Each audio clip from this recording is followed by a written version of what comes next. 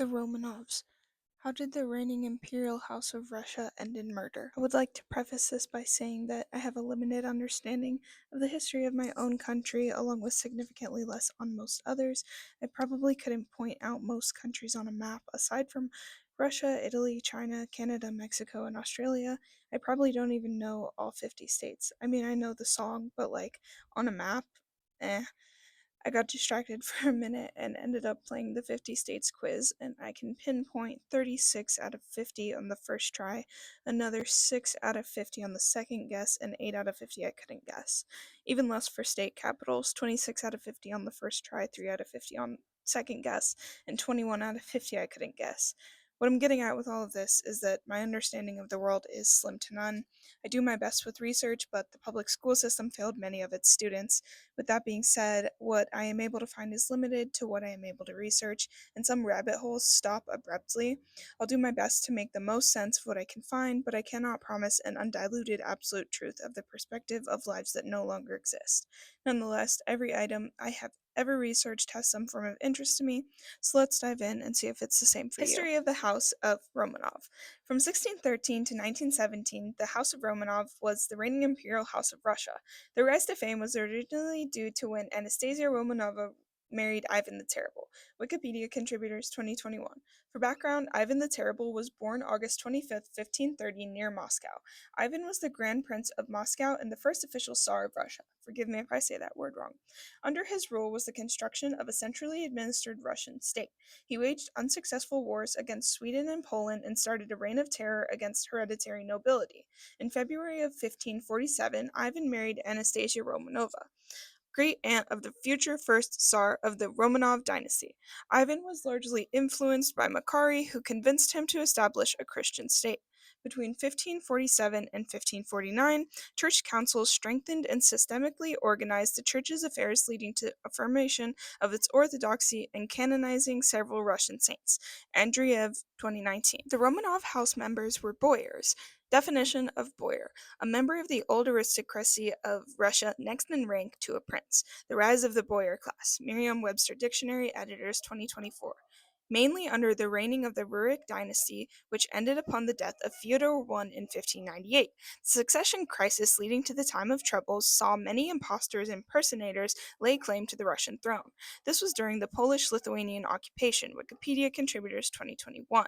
In 1613, Zemsky Sobor, effectively Russian parliament of the Tsardom during the 16th and 17th centuries, Wikipedia contributors 2025, elected Michael Romanov as Tsar. This established the Romanovs as Russia's second reigning dynasty.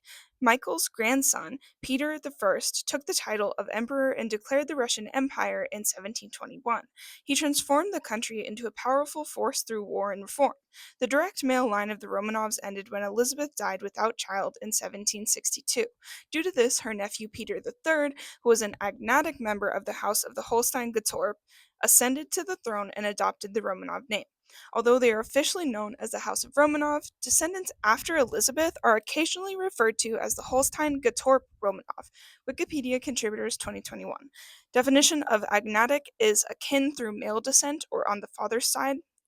Merriam-Webster Dictionaries, editor 2026a, as opposed to the definition of cognatic, of or relating to cognates or to the maternal line. Merriam-Webster Dictionary, editors 2026b. In 1917, the February Revolution, known sometimes as the March Revolution, ended in the abdication of Nicholas II and ended 304 years of Romanov rule. This led to the establishment of the Russian Republic in the lead up to the Russian Civil War in 1917 to 1922. The Bolsheviks executed Nicholas II and his family in 1918. Of the 65 members of the House of Romanov, 47 were exiled. In 1924, Grand Duke Kirill Vladimirovich, forgive me if I said that wrong, claimed headship of the defunct, meaning no longer existing or functioning, Imperial House of Russia. Wikipedia contributors 2021. Deeper or more odd history. One of the members of the House of Romanov, Catherine the Great, was known for leading the golden age of the Russian Empire. From 1762 to 1796, under her rule, the Russian Empire only got stronger and grew larger. She was a patron of the arts, and under her rule, Russia developed Western European fashion, philosophies, and cultures. Following that, Alexander I, Russian emperor's campaign, acted as the turning point in the Napoleonic Wars. In 1812, France invaded Russia during the height of the Napoleon Bonaparte's power. However, Alexander I's army defeated the French troops and dealt a major strike on Napoleon's reputation. This weakened much of Napoleon's leadership across Europe. Tsar Nicholas II, mentioned previously, was seen as weak and an indecisive leader. His rule was during a time of constant political and social unrest, and he handled the Russia-Japanese War in 1904 to 1905 poorly. This led to the uprising known as Bloody Sunday in 1905, History.com editors 2017. This event marked the violent beginning of the Russian Revolution. Workers formed legal labor unions and went on strike in January of 1905. The workers requested reform and hoped to present their requests directly to Nicholas II. Georgy Gapone arranged a mass demonstration, and peaceful protesters carried religious icons and pictures of Nicholas. However, Nicholas was not in the city, and Nicholas's uncle even tried to stop the march and ordered police to fire at demonstrators. Over 100 there were killed and several hundred were wounded. After the massacre, a series of strikes in other cities, uprisings across the country, and mutinies in armed forces threatened the Tsarist regime. The editors of Encyclopedia Britannica 2019. Alexandra was a part of the Romanov family and of German ancestry, and she had a distaste for Russian culture in a blunt manner, and because of this, she was disliked by most of the Russian people. She was also devoted to the Russian mystic Grigory Rasputin, which contributed to the lack in popularity. She believed that Rasputin could cure her son, Alexei.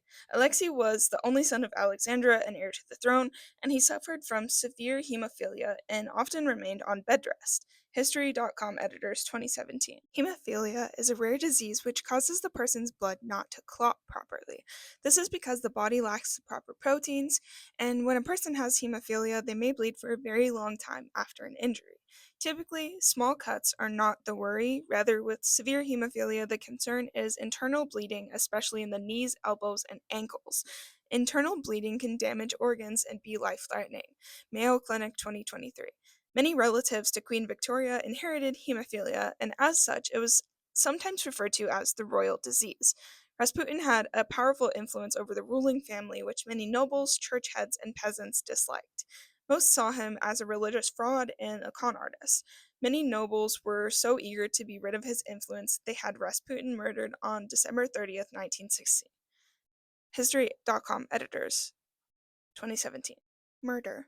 It all came to a head when the deep discontent of Tsar Nicholas II's reign and the disaster of World War I led to the abdication of the Tsar, at which point Bolshevik revolutionaries took charge and Soviet Russia immediately plunged into civil war. Some sympathized with the royal family, and on July 17, 1918, Vladimir Lenin ordered them to be executed. All 7 were shot and their bodies were buried in secret. DNA testing did later confirm that the remains are of all members of the Imperial family. Cartwright 2025. All of this aside from the details of the murder I mentioned in the history of the family, however, I believe there's still more to add. After he was abdicated, he relocated to Tsarskoye Selo Palace, just south of St. Petersburg. Him, his wife, his 4 daughters, Olga, Tatiana, Maria, Anastasia, and their son Alexei stayed there. They were essentially imprisoned there, and Nicholas's cousin proposed that Britain host them, but the Prime Minister and King George V rejected it due to concerns that Nicholas's presence might lead the workers of Britain to revolt. Either way, they spent their time in house arrest, planting vegetables, sunbathing, and having an extremely happy, peaceful summer. The only thing that troubled their time was when the kids got measles. Then the family moved to Tobolsk, Siberia. There they played dominoes and bezique and spent time writing letters. At the end of April 1918, the Romanov family had moved to Ekaterinburg, and this was a Bolshevik territory. The family faced food rations, limited walk times, but they stuck together the whole time. Alexandra wrote that she knew she couldn't escape her life, but her soul was at peace. Yakov Yurovsky was the man tasked with murdering the royal family. He had no qualms over it. He found it fitting that the son of a worker should settle the score. Yakov brought with him 10 or 11 men to complete the task. They arranged the family and some of their servants in the cellar. They shot Nicholas in the chest and then targeted him momentarily before opening fire on everyone else. They even killed 2 of the family dogs. The third escaped and came to live in England's Windsor Castle. They then stripped the bodies of any valuables and attempted to leave them in a mine shaft. They found it to be shallow and instead treated the bodies with chemicals. The remains were then buried in the forest nearby. More distant relatives were ordered to be executed, and Lenin made sure not to directly implicate himself with the murder. The official statement was that the Ural Soviet acted independently. Many historians consider this impossible.